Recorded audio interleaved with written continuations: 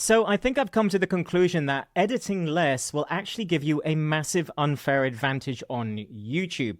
Now, I know that we all want to create the best videos that we possibly can, and we've been taught over the years that you need to be changing scene all the time and having lots of high quality B-roll just to keep people's attention and to get that dopamine hack, to be able to, retention hacking basically, to get people to watch all of the time, even if they're not that interested in the content.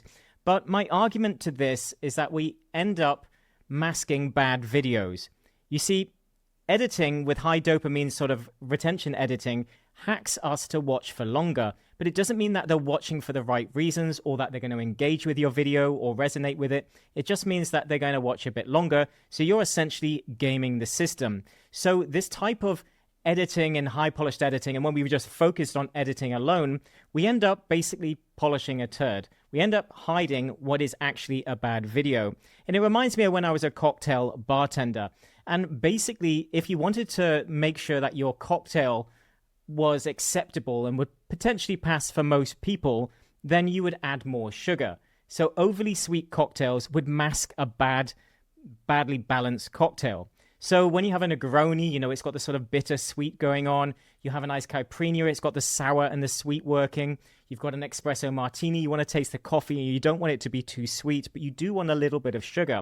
And you may notice that when you go to crappy cocktail bars, even when it's, say, a mocktail, it's not even alcoholic, if they put lots of sugar in it, you'll see the crappy bars tend to have lots of sweet cocktails, basically. And this was because it was just easier to get away with, and people would still drink them and still enjoy them. But if you wanted to go to the higher level, then you needed to get used to balancing and improving things. So it wasn't just about masking. So overly sweet cocktails remind me of us over-editing videos. So you're just basically trying to make a crap video good. The other thing is that most videos will not grow your YouTube channel. Now, another YouTuber out there called Ed Lawrence, who I love his stuff, he's great. He actually went and did some research and worked out, at least on the YouTube niche, that only about 3 videos out of every 10 videos will grow your channel. So that means that they go above the average, the outliers, that they will actually get the sort of more views, maybe more views than your subscribers, and they grow your channel and your audience and bring in new subscribers.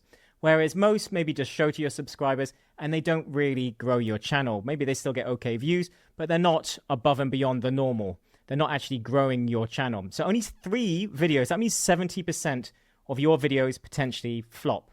And this is for people that are large established YouTubers and know what they're doing. Now, I wanted to go away and check in other niches to see how these numbers hold up. So I went to other niches in the productivity space and self-improvement, mindset, gardening, everything else. And I looked at the numbers, and for the most part, it stood up. The numbers stood up. Generally, sort of 2 to 3, sometimes 4 videos would actually grow the channel, depending on how good the creator was. So let's say as a beginner, maybe only 2 to 3 videos out of every 10 videos are going to grow your channel. And if you invest a huge amount into those videos and you're only able to produce 1 video per week, then you're going to be struggling to grow your channel, because do the math here, 1 video per week is 4 per month. That means you're only going to have a few videos every few months that are going to potentially grow your channel. So growth is going to come slower. And you're also going to be able to learn much more and practice much more and test what your audience want. And in the beginning, you don't necessarily know who your avatar fully is or your niche fully is. You don't know what really is going to resonate with them.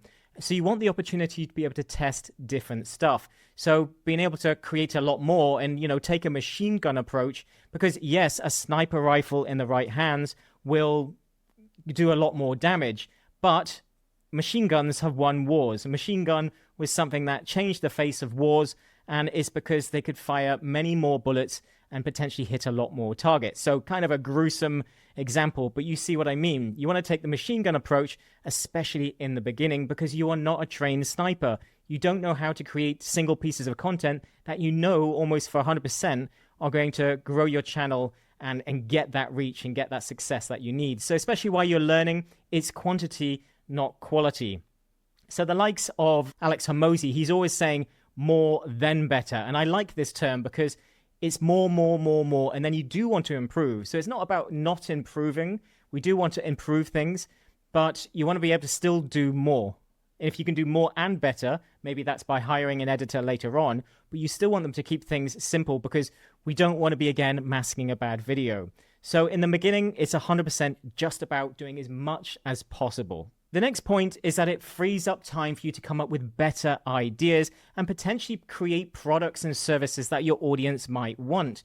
You can spend way too much time just producing content. And yes, content will grow your business and it's the most important thing, especially in the beginning. But if you're spending all of your time on this, then maybe you could actually at some point get away with freeing up some time to create better ideas, which actually means even though the quality of your videos drops, if the ideas and the packaging and the thumbnail and the title and the psychology that you thought about behind those pieces of content, even if the videos are quite basic, they will actually potentially get better results than you would have by creating a fewer, more polished pieces of content, because you would have thought more about. I can tell you now that most of the large videos on this particular channel are videos that took me like 20 minutes to create.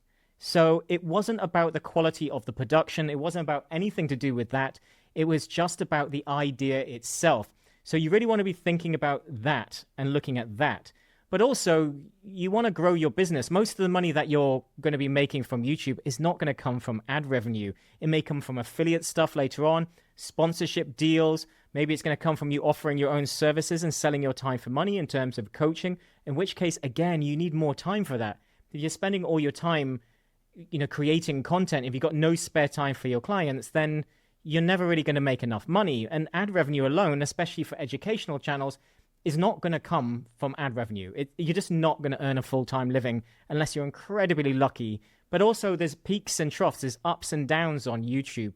So you're potentially not going to have the success that you want in a stable manner. And this is why we like full-time jobs, because we know there's a paycheck coming each and every month. So you still have to be mindful of being able to create other revenue streams and other ways to make money from the views that you are actually getting. So it really is important to free up some time for other stuff. Although content creation is obviously the most important, you want to be able to clear some headspace for those other types of things because they're just as important for long-term growth. It's also one less thing to worry about because learning how to edit videos is massively time-consuming. This is a full-time job. If you're learning how to use the proper tools like DaVinci Resolve or Final Cut Pro or any of these, then there's a lot to learn. There's a lot. Like I really like as a creative playing around with these tools, but I stopped using them because they were taking me 3 times the amount of time. And yes, fine, I could make a slightly better looking video, but it just wasn't bringing in the level of return. It wasn't worth the time investment.